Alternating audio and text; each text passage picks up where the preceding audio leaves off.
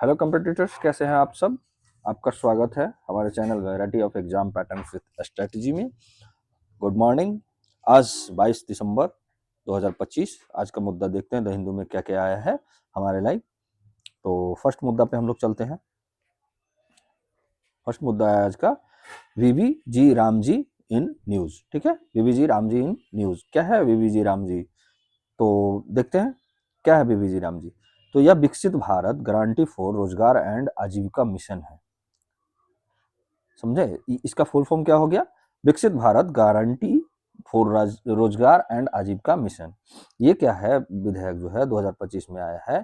ये क्या करेगा? एक नया ग्रामीण रोजगार और आजीविका ढांचा के लिए इसे संसद ने पास किया है। ठीक है, जो किसके स्थान पर है? ये मनरेगा जो पहले हम लोग पढ़े थे, महात्मा गांधी राष्ट्रीय ग्रामीण रोजगार गारंटी अधिनियम, उसी के तहत ये नया कानून लाया गया। इसमें क्या क्या मुख्य बिंदु क्या क्या है? तो इसमें क्या है? रोजगार गारंटी का विस्तार करेगा। ये क्या करेगा? जो पहले 100 दिन का गारंटी, मतलब रोजगार का गारंटी देता था, अब वो 125 दिन कर दिया है। और इसमें क्या और हो जाएगा कि ये रोजगार विलायक वयस्क सदस्यों द्वारा बिना कौशल वाले, मतलब जिसमें स्किल की जरूरत नहीं है, वो सिर्फ क्या है कि आपका शारीरिक दक्षता के ही आधार पे ये, मतलब आपको रोजगार दिया जाएगा। इसमें भी क्या है कि कोई भी, मतलब ऐसा नहीं है कि एक प्रायोरिटी किसी पे दिया गया है। सभी हाउस होल्ड को ये मतलब प्रदान किया जाएगा जिनका 18 वर्ष से अधिक, या 18 वर्ष हो या 18 वर्ष से अधिक जिनकी उम्र हो। आगे देखते हैं क्या है। तो इसमें न्यू फ्रेमवर्क में क्या है कि नया बिल जो है मनरेगा को पूरी तरह से बदल देगा, और विकसित भारत जो 2047 का हम लोग का विजन है, उनका क्या है, दीर्घकालिक विकास लक्ष्य के अनुरूप ये ग्रामीण रोजगार आजीविका मिशन क्या है आपका बनाने का उद्देश्य रखता है। ये क्या, ये जो है यह कार्य को क्या करेगा? सामुदायिक और ग्रामीण अवसंरचनाओं के माध्यम से जोड़ेगा। थर्ड क्या करेगा? वित्तीय और क्रियान्वयन मॉडल इसका कैसा है? तो ये अब क्या करेगा कि पहले जो था ये ना कि 100% जो है मनरेगा जो था, 100% कौन खर्च करता था? इसका केंद्र सरकार करता था। लेकिन अब ये क्या कर दिया है कि केंद्रीय राज्य मतलब साझेदारी होगा, सेंट्रल स्टेट कोस्ट मतलब शेयरिंग पर चले गई है। कैसे कि समान राज्यों के लिए हो गया 60-40, मतलब 60 देगा आपका केंद्र और 40 देगा आपका स्टेट देगा।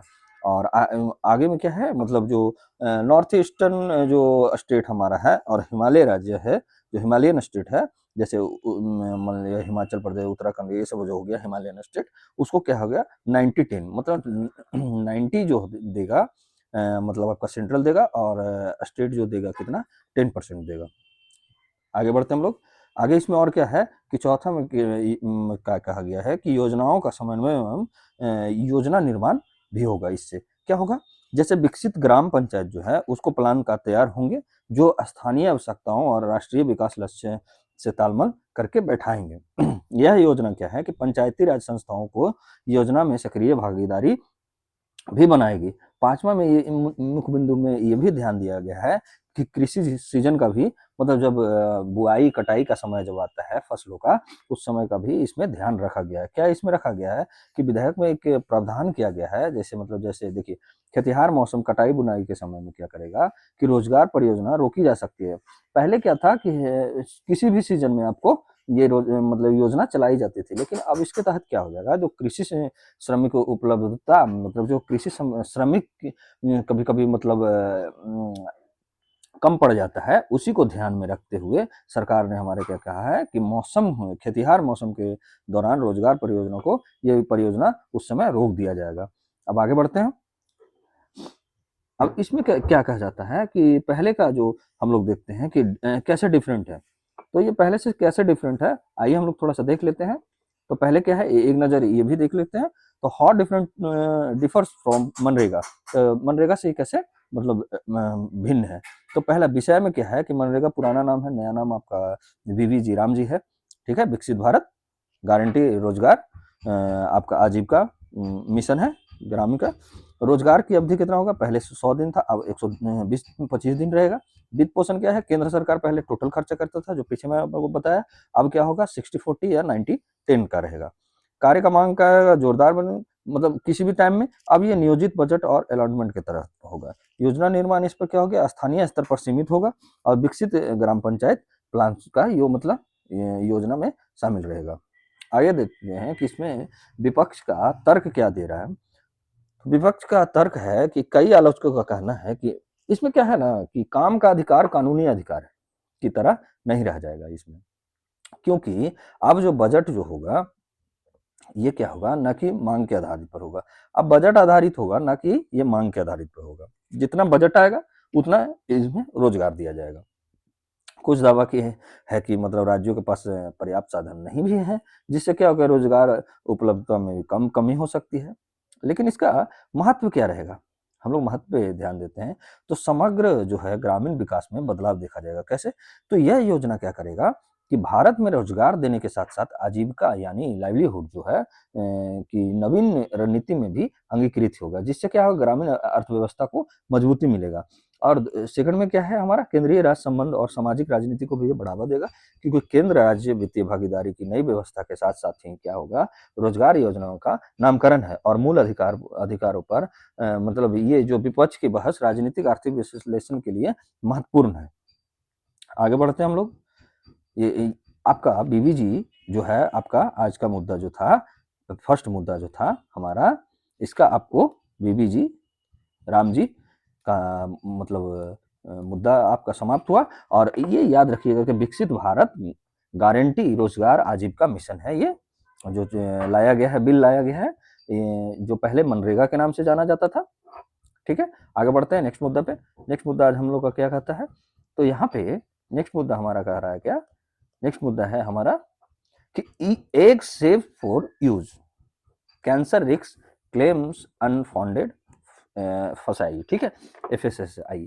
तो ये फसाई क्या हमारे है का समाचार में क्यों है ये, मतलब क्यों है न्यूज में, तो भारतीय खाद्य सुरक्षा एवं मानक प्राधिकरण फसाई ने स्पष्ट किया कि अंडों से मतलब सेवन करने से क्या होता है, कैंसर नहीं होता। ये मतलब वैज्ञानिक प्रमाणों पर आधारित नहीं है, अब कुछ अफवाह फैला गया था न्यूज में, इसी कारण ये न्यूज में आया है।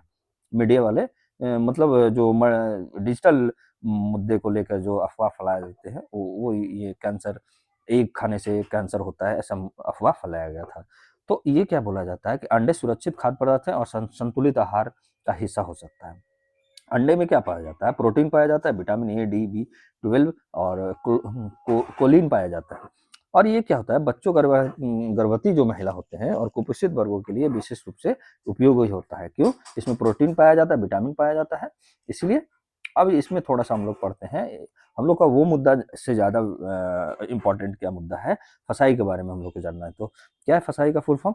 Food safety and standards authority of India. ये भारत का क्या है शीर्ष खाद्य सुरक्षा नियामक संस्था है, जो क्या करता है कि देश में खाद्य पूर्ति का मतलब गुणवत्ता को और सुरक्षा करता है, फूड सिक्योरिटी करता है हमारा, उसके लिए स्टैंडर्ड लागू करता है।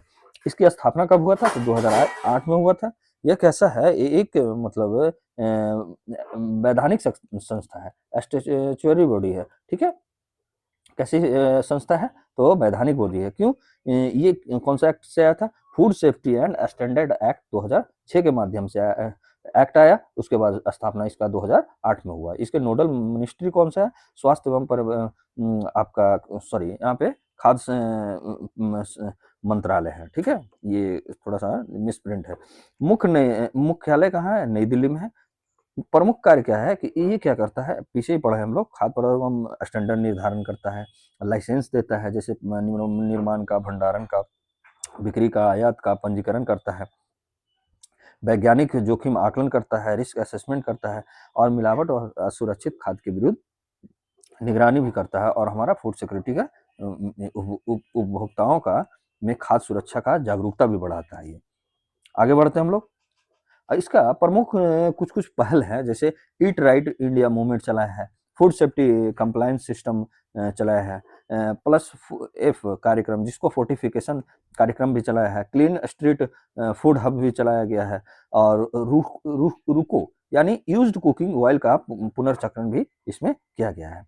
आगे बढ़ते हैं हम लोग नेक्स्ट मुद्दा पे। आज का नेक्स्ट मुद्दा क्या हमारा कह रहा है कि इसरो करेगा मोबाइल ब्रॉडबैंड सैटेलाइट लॉन्च। कब? दुनिया भर में सीधे स्मार्टफोन से क्या है इंटरनेट सेवा दिया जाएगा। इसमें क्या कर रहा है कि इसरो जो है अपनी जो लॉन्च व्हीकल जो है सबसे शक्तिशाली इसका लॉन्च व्हीकल है LVM मार्क 3 जो है, जो M6 मिशन द्वारा क्या करेगा, ब्लू वर्ल्ड ब्लॉक 2 नामक मोबाइल ब्रॉडबैंड सैटेलाइट को 24 दिसंबर को श्रीहरिकोटा से अंतरिक्ष में भेजेगा। कहाँ से भेजेगा, ये भी याद करना है कि लॉन्च व्हीकल LVM मार्क 3 से लॉन्च व्हीकल से ये सैटेलाइट को छोड़ेगा और 24 दिसंबर 2025 को श्रीहरिकोटा अंतरिक्ष संस्थान, क्या नाम है इसका, ब्लू वर्ल्ड ब्लॉक आपका 2। उद्देश्य क्या है इसमें, उद्देश्य पहला देखते हैं कि यह मिशन सीधे मोबाइल फोन से क्या करेगा, फोन पर स्पेस आधारित ब्रॉडबैंड जैसे 4G 5G उपलब्ध कराने के लिए किया जा रहा है, ताकि दूर मतलब जो रिमोटिव आपका इलाका है, रीजन है, उसमें भी इंटरनेट को पहुंचाया जाए। ब्लू वर्ल्ड ब्लॉक जो 2 सैटेलाइट में एक विशाल 223 वर्ग मीटर वाले फेज एयर एंटीना जो है, जो क्या करेगा, सीधे स्मार्टफोन तक कवरेज प्रदान करेगा। यही जो एक फेज एरे एंटीना है, दिया गया है। अब आगे बढ़ते हैं। आगे इसमें क्या है कि ये जो सैटेलाइट है जो ना, AST स्पेस मोबाइल जो अमेरिका के है, उसके साथ साझेदारी करके निर्मित किया गया है, जिसका लक्ष्य क्या है कि विश्व भर में ऐसे जो जहाँ भी क्षेत्र हैं, रिमोटिव एरिया है, वहाँ क्या करेगा कि मोबाइल डाटा और कवरेज प्रदान करेगा, जिससे क्या होगा कि जो ट्रेडिशनल मोबाइल नेटवर्क उपलब्ध नहीं होता था, वहाँ पे उपलब्ध होगा। आगे बढ़ते हैं हम लोग। आगे में देखते हैं कि इसका देखते हैं किससे, मतलब थोड़ा सा ये आपका जो रॉकेट भेजा, मतलब ये सैटेलाइट भेजा गया उसके बारे में। तो लॉन्च व्हीकल LVM-3 जो भारत का सबसे शक्तिशाली रॉकेट माना जाता है इसरो का, हमारे पास जो कल ही इसरो हम लोग पूरे डिटेल में पढ़े थे कि LVM-3 है, GSLV है, PSLV है, इसके पास रॉकेट लॉन्चर है। स्थान कहाँ होगा, लॉन्च स्थान श्रीहरिकोटा सतीश धवन स्पेस सेंटर से, और ये लक्ष्य क्या है, लो अर्थ ऑर्बिट में जाएगा। ठीक है, मैं आपको ज्योग्राफी में ये सब पूरे डिटेल से मैं आपको पढ़ाऊंगा, और तथा आपका साइंस एंड टेक में भी एक आता है मुद्दा, तो वहाँ पे भी पढ़ाऊंगा। अब मुख्य कार्य इसका क्या कहेगा कि मोबाइल कवरेज के लिए स्पेस आधारित ब्रॉडबैंड नेटवर्क प्रदान करेगा, और इसकी विशेषता क्या है, हाई स्पीड रहेगी, कॉलिंग का आपका रहेगा, वीडियो स्ट्रीमिंग सीधे स्मार्टफोन तक पहुंचाने में ये क्या करेगा, मदद करेगा। आगे बढ़ते हैं हम लोग को। इसका और महत्व क्या है, तो अंतरिक्ष एवं दूरसंचार नीति जो हमारा है पॉलिसी, इसरो की यह पहल जो है, मतलब डिजिटल इंक्लूजन और दूरसंचार संबंधी वैश्विक चुनौतियों को संबोधित करता है, और इसमें सहायता प्रदान करेगा अंतरिक्ष एवं दूरसंचार नीति बनाने में। अंतर्राष्ट्रीय सहयोग भी इससे क्या होगा, बढ़ेगा। AST स्पेस मोबाइल के साथ वाणिज्यिक भागीदारी भी और वैश्विक अंतरिक्ष उद्योग में भारत की भूमिका को प्रदर्शित करती है। और टेक्नोलॉजी और इनोवेशन में क्या है कि मोबाइल ब्रॉडबैंड के सीधे उपग्रह से स्मार्टफोन तक हमारे जो भेजने वाले नेटवर्क का विकास भी होगा, और 21वीं सदी के जो कनेक्टिविटी दृष्टिकोण के लिए ये अत्यंत महत्वपूर्ण दृष्टिकोण रखता है आपस में। आगे बढ़ते हैं हम लोग। आज का सेकंड मुद्दा, नेक्स्ट मुद्दा हमारा क्या है, तो सुपर किलोनोवा इन न्यूज। क्या है सुपर किलोनोवा, ये क्या हुआ है, सुपर किलोनोवा का घटना में वैज्ञानिक को ऐसा संकेत मिला है कि दोनों घटनाओं का संयोजन हो सकता है, किसका, सुपरनोवा और किलोनोवा का। यानी माना जाता है कि पहली बार ऐसा नमूना जिसे सुपरनोवा कहा जा सकता है। इसका नाम क्या है, तो AT2025 ULZ के रूप में दिया गया है इसका नाम, याद रखिएगा ये नाम AT2025 ULZ। आगे हम लोग बढ़ते हैं। क्या है, पहले तो देखते हैं कि सुपर किलोनोवा क्या है। तो सुपर किलोनोवा एक क्या है, दुर्लभ और संभावित खगोलीय एक घटना है, जिसको क्या है कि वैज्ञानिकों ने क्या किया है कि ट्रैक किया है। तो ये घटना कैसा होता है, विस्फोट होता है इसमें। ठीक है, जो क्या है, दो अलग अलग मतलब घटनाओं का एक समयोजित घटना है, जैसे एक सुपरनोवा हुआ, एक किलोनोवा हुआ, के साथ एक साथ जब दिखेगा ये दोनों घटना, उसी को क्या कहा जाता है, सुपर किलोनोवा। तो ऐसा घटना कभी रेयर रेयर टाइम, मतलब रेयर केस में ऐसा हो सकता है। आगे बढ़ते हैं हम लोग। तो पहले तो जानते हैं कि सुपरनोवा क्या है। तो सुपरनोवा जो है, एक भारी तारे के अपने जीवन के अंत में अचानक बहुत से तेजी से फटने, जब ये मतलब कोई भी मतलब तारा जो होता है, स्टार, जब अपना मतलब जीवन के अंत काल में पहुंचता है, तो अचानक से तेजी से वो फटता है, तो उसी को घटना को क्या कहा जाता है, सुपरनोवा। और किलोनोवा किसको कहा जाता है, तो जब दो न्यूट्रॉन स्टार जो होते हैं, न्यूट्रॉन तारे को आपस में टकराने पर जो उत्पन्न होता है, जो विस्फोट उत्पन्न होने की घटना को ही किलोनोवा कहते हैं। तो ये दोनों एक साथ होगा, एक तो अपना अचानक जो अंत होगा उसका भी मतलब तारे का, और दूसरा क्या होगा किलोनोवा में कि दो न्यूट्रॉन स्टार जो आपस में टकराएंगे, उसके कारण मतलब सुपर किलोनोवा कहा गया है। अब थोड़ा सा जानते हैं हम लोग कि तारों का फॉर्मेशन क्या है, स्टार फॉर्मेशन क्या मतलब प्रक्रिया क्या है। तो पहले ही क्या है, नेबुला बनता है। नेबुला में क्या क्या होता है, ये गैसों का और धूल का विशाल बादल होता है, एक बादल हो गया, ठीक है, जो मुख्यतः इसका हाइड्रोजन का होता है और धूलकण होता है। फिर उसके बाद क्या आएगा, इसे क्या है मतलब जो नेबुला को हो क्या बोला जाता है, स्टेलर नर्सरी भी कहा जाता है, स्टेलर नर्सरी, ये भी याद रखने योग्य बातें हैं।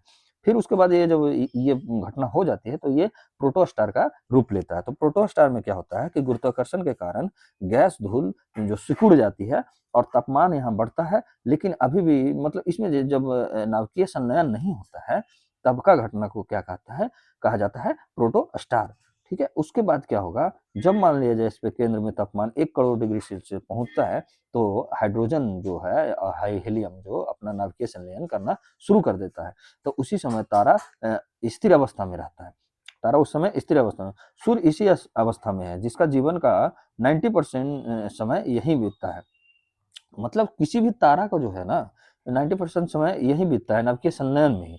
अब आगे क्या बढ़ते हैं इसका जीवन का, और ईंधन जब समाप्त हो जाता है मतलब स्टार का, तो जब हाइड्रोजन खत्म होने लगती है तब तारे का भविष्य उसके द्रव्यमान मास पर निर्भर करता है। अब द्रव्यमान पर मास पे निर्भर करेगा, जब ईंधन खत्म होने लगे तो कैसा वो तारा बनेगा। तो देखिए कम या मध्यम द्रव्यमान वाले तारे को क्या होता है, तो रेड जायंट जो हम लोग जानते हैं, तो तारा फैलता है, ठंडा दिखता है, लेकिन अंदर गर्म ही रहता है। हीलियम फ्यूजन शुरू कर देता है, हीलियम अब फ्यूजन शुरू कर दिया इसमें। अब आगे क्या होता है कि हमारा और भी यहाँ पे दिखाया गया है कि एक होता है आपका प्लेनेटरी नेबुला। ये क्या होता है, बाहरी परत पर अंतरिक्ष में फैल जाती है। एक होता है व्हाइट ड्वार्फ, जिसको मृत्यु हो गया है, ये इसको माना जाता है कि ये मृत्यु हो गया। छोटा अत्यंत सघन, कोई संलयन इसमें नहीं होता है। जब संलयन नहीं होता है तो व्हाइट ड्वार्फ ड्वार्फ कहलाता है। धीरे धीरे ठंडा होकर ब्लैक ड्वार्फ में बन सकता है। आगे चलते हैं हम लोग कि इसमें और क्या है, आगे में देखते हैं कि अधिकतर द्रव्यमान वाले तारे कैसे होते हैं। तो रेड सुपर जायंट कहला जाता है इसको। जो भारी तारा होता है, कई तत्वों का संलयन होता है, इसमें हीलियम जो लोहा, ये सब संलयन करते हैं, ठीक है। सुपरनोवा क्या होता है, अचानक देखो अभी आ गया, अचानक भीषण विस्फोट, ठीक है, अचानक भीषण विस्फोट जिसमें भारी तत्व में गोल्ड और यूरेनियम बनता है। और अंतिम अवस्था जो ये क्या होता है, सुपरनोवा ही अंतिम अवस्था मतलब कहला जाता है। मतलब इसका अंतिम अवस्था का भी एक है कि जब न्यूट्रॉन स्टार जो होता है, जो कहला जाता है, न्यूट्रॉन स्टार जो आपस में टकरा रहे थे, जो किलोनोवा का बनाया जा रहा था, तो वो अंतिम मतलब अवस्था है। लेकिन ये अंतिम अवस्था से पहले को सुपरनोवा कहा जाता है। तो दोनों एक साथ घटना जब होगा तो सुपर किलोनोवा कहला गया। और न्यूट्रॉन स्टार कहते हैं यदि द्रव्यमान सीमित हो तो अत्यंत सघन होगा। एक चम्मच भी कितना रहेगा, पहाड़ जैसा भारी, जितना भारी होता है। तो हम लोग जान गए, आज का मुद्दा इतना ही तक है था। आपको क्लास ये हमारा द हिंदू का कैसा लग रहा है, आप प्लीज़ जाके कमेंट बॉक्स में आप अपनी राय दें और अपनी मांगों को हमारे तक पहुंचाने में मदद करें। हमारा जो चैनल है variety of exam pattern with strategy में आपका मतलब स्वागत रहेगा। जब भी आप हमारे चैनल को सब्सक्राइब कीजिएगा, लाइक कीजिएगा, शेयर कीजिए, ताकि और भी बच्चों के पास पहुंचा जा सके। और मैं आपके लिए डेली अभी तो एमसीक्यू ला ही रहा हूँ। आज का एमसीक्यू जो हमारा होगा फिजिक्स पे होगा। क्यों? क्योंकि एसआई का जो बिहार एसआई का था, जो अभी डेट दे चुका है, तो उसके लिए बहुत अत्यंत महत्वपूर्ण रहेगा। और मैं पहले भी क्लास करवा चुका हूँ आपके लिए।